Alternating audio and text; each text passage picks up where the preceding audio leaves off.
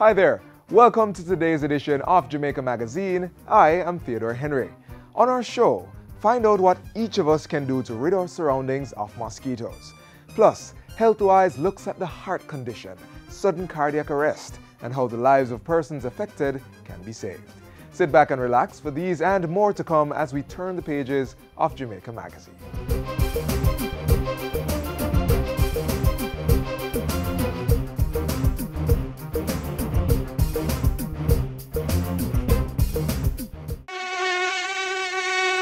The Aedes aegypti is one of several types of mosquitoes found here in Jamaica and elsewhere in the world. Know them. They are small, dark mosquitoes with white lyre-shaped markings and banded legs. The Aedes aegypti mosquito lives in and around places where people gather and breeds anywhere water settles, such as artificial containers in and around homes and other buildings. It's a vector that transmits the virus that causes a number of diseases, such as dengue, chikungunya, and the Zika virus. Find them, destroy them, cover water containers to prevent mosquitoes getting inside, dispose of garbage containers to prevent water settling in them, and frequently check and empty any container that water might settle to ensure these are kept dry, and scrub vessels clean to get rid of eggs. The Aedes aegypti mosquito. Don't give it a home.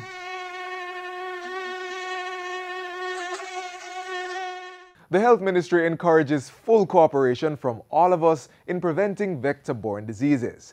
This includes getting rid of disease carriers such as the Aedes aegypti mosquito. Find out more in this feature.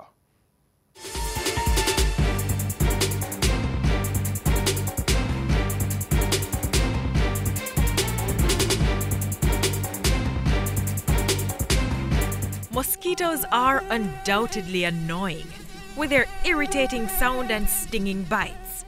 But there are more compelling reasons we'd rather not have them around. Several species are carriers of diseases and a threat to human health. Of most significance to Jamaica is the Aedes aegypti mosquito, known to transmit dengue fever, chikungunya, yellow fever, and the Zika virus. Only female mosquitoes bite, doing so to get the blood they need for egg production. And therefore, only female mosquitoes transmit these viruses. The Aedes aegypti mosquito is what we call a timid feeder. So she's easily disturbed when feeding. It means that in one night, she may feed on several persons before she takes her complete blood meal. Each time she feeds, she secretes that substance. And in the secretion of the substance, the pathogen is passed on. So in one night, one female Aedes aegypti mosquito is able to infect more than one person. The female Aedes aegypti mosquito is a prolific breeder. One female Aedes aegypti mosquito is able to lay up to 200 eggs each time she lays her eggs. So one mosquito can populate an entire area. The lifespan of the mosquito is around 3 weeks, and the entire cycle from egg to adult can occur in as little as 7 to 8 days.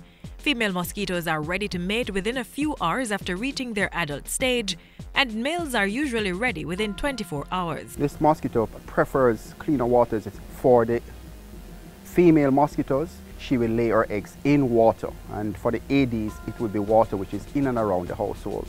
So while there are a number of things we can and should do to prevent being bitten, the most effective way to prevent the spread of diseases by these mosquitoes is to prevent their breeding.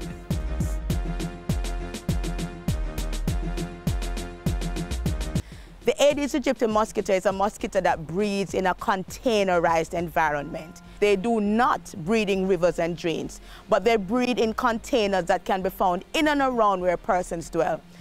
So come with us and let us show you some of those breeding sites.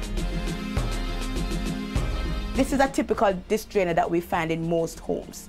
And under most dish drainer is a tray that collects the water that comes off the dishes. And believe it or not, we have found breeding in several homes in these dish drainers. Yes. You can see that we have water that has settled. If this water does not evaporate quickly, it can lend itself to the breeding of the Aedes aegypti mosquito. So you not only have to empty the dish drainer, but you have to scrub to remove those eggs. This is the typical saucer that we will find under a plant. The rain has recently fallen, it has collected water, and right now it is steaming with the Aedes aegypti mosquito. Do you have some of these in your home? Aedes aegypti prefers water that is a little bit on the cleaner side, and it's found in a shaded environment. So what should we do with something like this? It's quite simple. You need to throw away the water.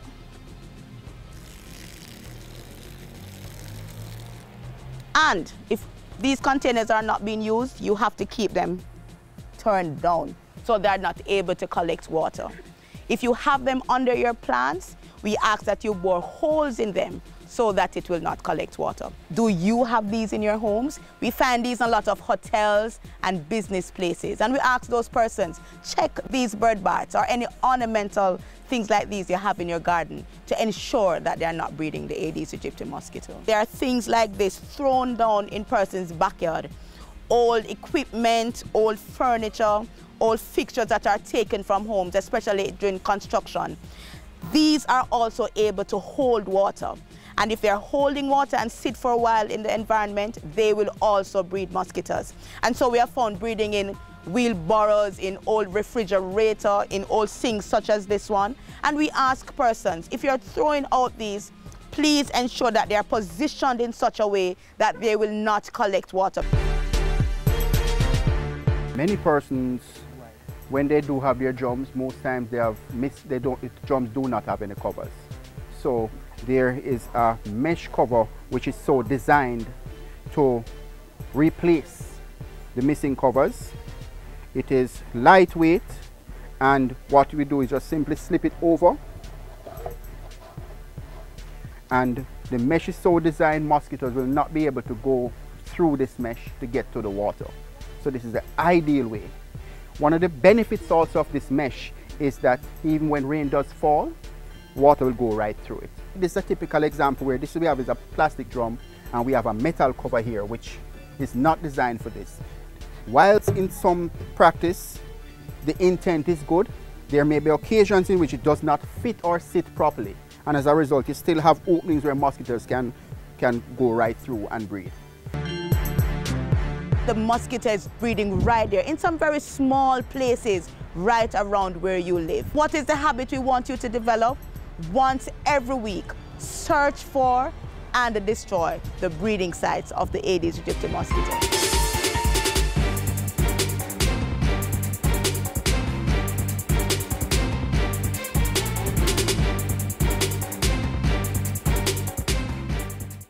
Don't make diseases spread. Wash your hands with soap and water instead. Wash them regular or use a hand sanitizer. Make sure the germs them dead. Touching your eyes or your mouth or your nose. Wash your hands before you do things like those. After you use the bathroom before preparing food, come on, wash your hand them clean.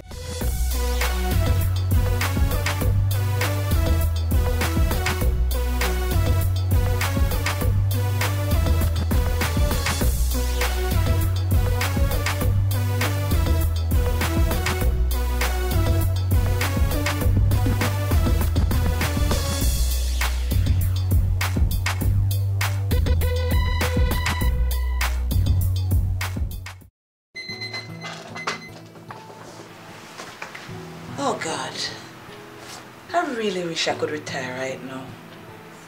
It's high time I start my own business. Well, honey, don't you think you should apply to the early retirement program? Look how long we are talking about that. You know, you're right. The SERP is for eligible government employees between 50 and 59 years old. Speak with your HR department or see the press for details. Deadline is February 16. Apply now. Sudden cardiac arrest. It's a condition in which the heart stops suddenly, and if not attended to within minutes, the person dies. It is quite scary to think about, trust me. But knowing that one can survive with fast and appropriate intervention is heartening. Learn more on the causes and treatment in our next feature.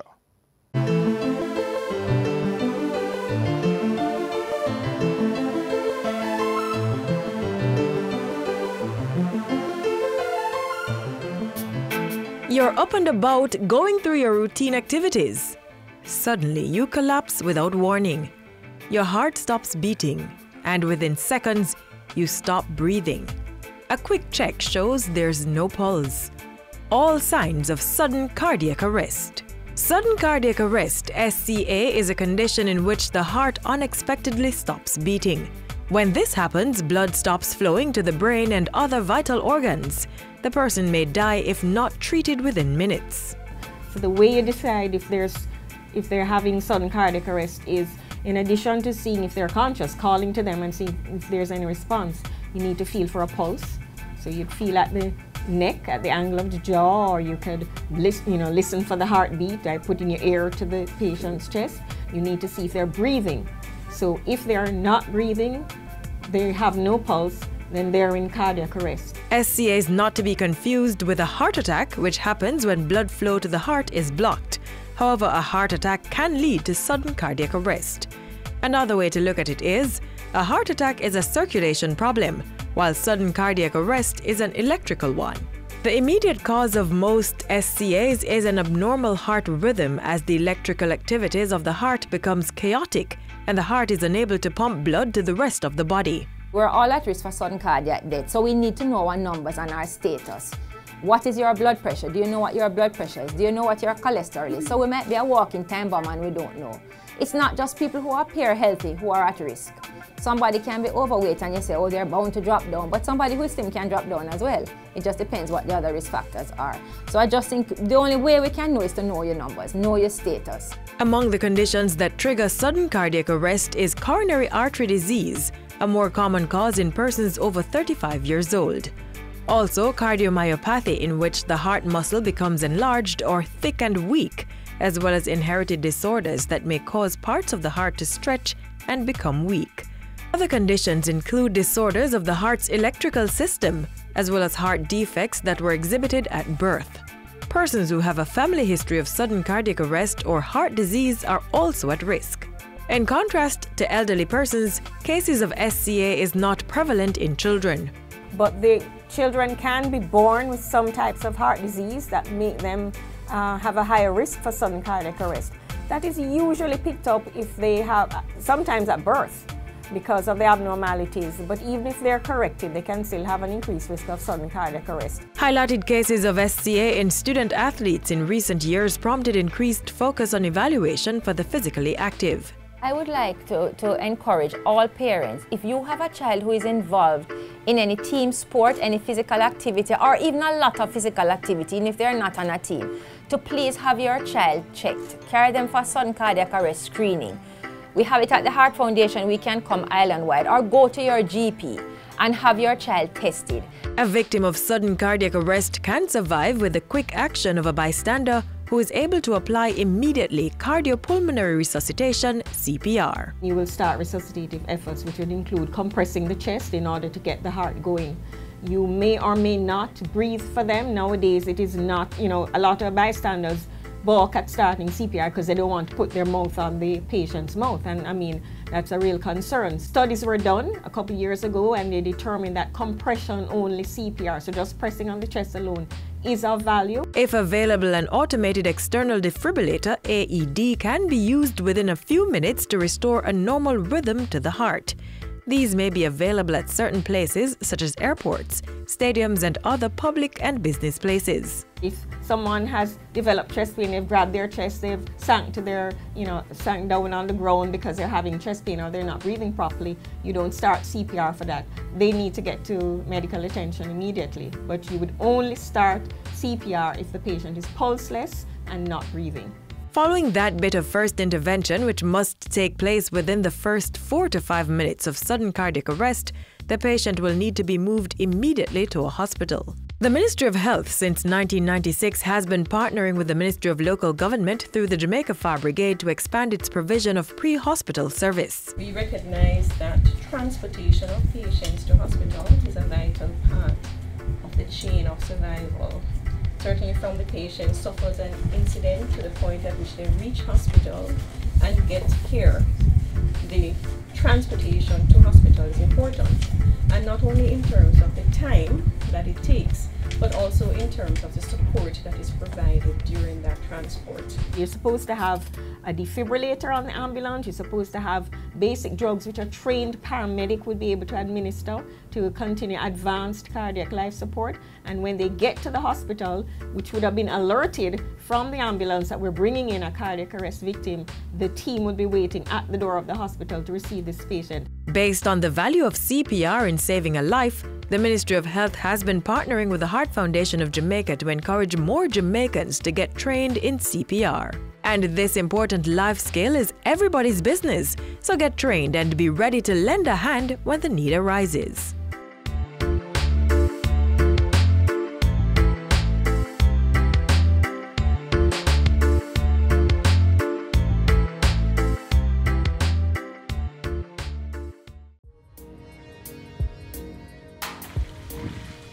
So, dear man, the strata thing you're telling me about, who manage all of that? The strata is managed by an executive committee elected at an annual general meeting.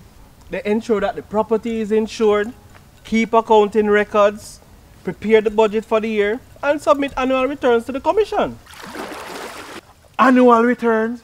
Yes, man. Annual returns are audited financial statements or a copy of the accounts prepared in accordance with generally accepted accounting principles for the financial year and must be filed within 120 days after the end of the financial year. For more information on strata living, contact the Commission of Strata Corporations.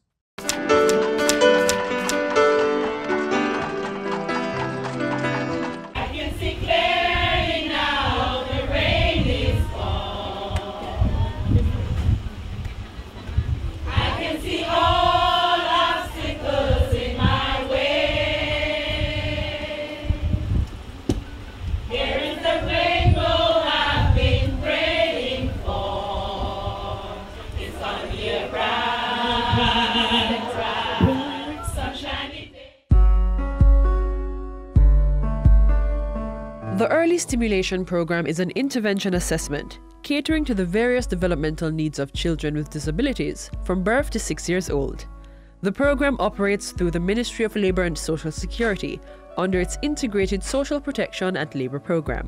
The Early Stimulation Program is an excellent program, and it provides intervention for children with developmental challenges from 0 to 6 years old, whether physical or mental challenges. It identifies and it intervenes at an early age. The program is to assist these children who are sometimes left behind, disregarded, stigmatized, to reach their highest potential and to be mainstream, whether into the special education program or the regular education system. Approximately 30,000 children have been assisted by the Early Stimulation Program, ESP, since its inception in 1975, and over 6,000 of them have been placed in regular primary schools or special education centers. Children in the program have varying types of developmental disabilities and are all ably catered for through intervention strategies employed by specialized professionals. Our stimulation exercises look at least at 5 developmental domains. They look at the language of the child, the cognitive, the social and emotional, the growth and fine motor adaptive. This helps us to sort of set their program and to take them through the developmental process. Children who are brought to the Early Stimulation Program are usually referred by the hospitals, infant and basic schools, and by social workers and guidance counselors. When they are referred, what we do is a developmental assessment to see where they are, and then we put together a program tailored to meet their developmental needs. The work of the ESP is not limited to the centre. Child development officers are also in the field, working with children at schools, nurseries, and also in communities through home visits. They receive other assistance through the ministry, the PAD program, for adaptive aids, wheelchairs, eyeglasses. They are part of the PAD program, which gives further assistance. Also through small rehabilitation grants that assist the families of these children to better help themselves. A number of improvement projects are being implemented, which will provide the students with resources to improve the quality of their learning. Of note is the new $87 million multi-purpose facility built at the ESP location on Hanover Street, downtown Kingston, to replace the building that was there. Funding was provided through the Inter-American Development Bank's Integrated Social Protection and Labor Program. This modern center represents and provides a new lease on life for children with disabilities whose well-being and welfare will be further enhanced. The ESP currently provides care and support to over 1,500 children with disabilities island-wide, and the services are available to persons from all strata of society. This is a very significant milestone because it's the only service of its kind that's provided by the government of Jamaica, where children can be provided with assessment and early intervention, and it also helps the children to benefit from the services that will help them to be the best that they can be. The new facility now boasts an administrative block, assessment clinic, staff room, multi-purpose meeting room, receptionist and waiting area, assessment rooms, sensory and speech therapy room, physiotherapy room, green space and play area. The children, when you see their faces, then you know that they are satisfied, and it will only help them to fulfill their potential. In terms of the staff, they are elated, they're excited, they're happy, and of course feel appreciated for the work that they have been doing over these years. And so this will only help them to do more and to be more productive. Once you visit one of these homes, you can feel the genuine love oozing from the people who teach them. They're not called teachers, they're called aunts. And the children have bonded with them in such a positive way. I don't know how to manage without this place. Just don't know how to manage. The staff at the stimulation program, they let our babies feel like human beings. You know, you feel special, you know. Words can't explain. My child both feet were twisted, and this program has helped him to get off that twisted foot because he couldn't walk. He's now walking, running, he's all over the place, on his toes. This program has done marvelous for him. She coming here, she wasn't doing anything but carrying her to the early stimulation. She started creeping, she started holding on, she started getting up off her own. And it made a big difference to me because when I used to have her home, she wasn't doing anything at all but carrying her here and to the physiotherapy. Yes, it's work, so no more crying for me. This stimulation here helps us because we're poor, we can't afford, you know, the other places. So this helps us to know more about our child and also to stimulate our child to get better, and we meet other parents that is suffering the same way that we are feeling, you know, and help us to get over our problems. They take us to seminars, you know, differently from our sessions that we have here at this building. So he has improved a lot. And it's not me alone see it either, don't it, Si? And though the program has been reaping positive results, there are plans to further expand its offerings. Early stimulation program reaches approximately 1,500 children. Currently, we have 3 facilities, one on Hanover Street, which is our main facility where we do assessment of our children. We also have another facility on Austin Avenue in Kingston, and that facility is the Early Childhood Center educational facility. We also have a center in Portland that was opened last year, and most recently we just opened another facility in Catherine Hall, Montego Bay. Our facility at Austin Avenue will also benefit from support from the IDB, where we'll be expanding that facility to be able to cater to an additional 40 children.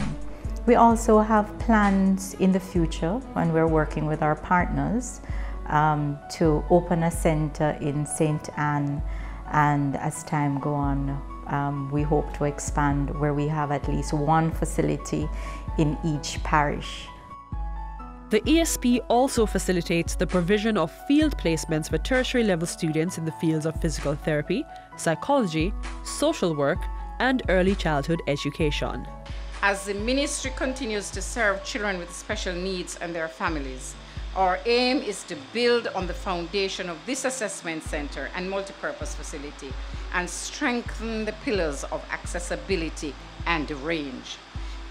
For in serving our community of persons with different abilities, we can achieve a desired society which is inclusive, participatory, and empowering for all. I would like to say to parents, don't sit there and wait saying you don't have the money or you can't afford to. It is free. Come in and have your child assessed and begin the intervention program with your children with special needs. The sooner the better. Don't sit and wait. For further information on the Early Stimulation Program, call 922-5585 or visit their office at 95 Hanover Street in Kingston.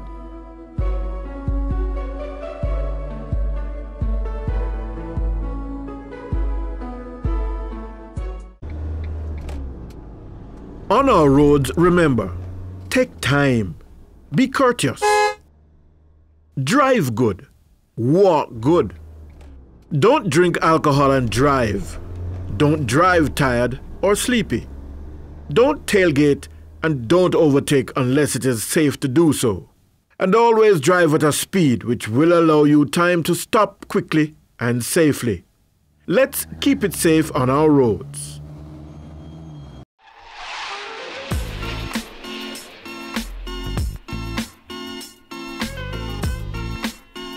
We've come to the close of Jamaica Magazine for today. Thanks for watching. Join us again tomorrow when we'll do this all over again. Until then, you can click online at jis.gov.jm and visit our YouTube channel to get the latest government information. Also follow us on Twitter and Facebook and download our app from the Google and Apple stores to stay informed while you're on the go. On behalf of all of us here at the JIS, I'm Theodore Henry. Till next time, you take care. This has been a production of the Jamaica Information Service, the voice of Jamaica.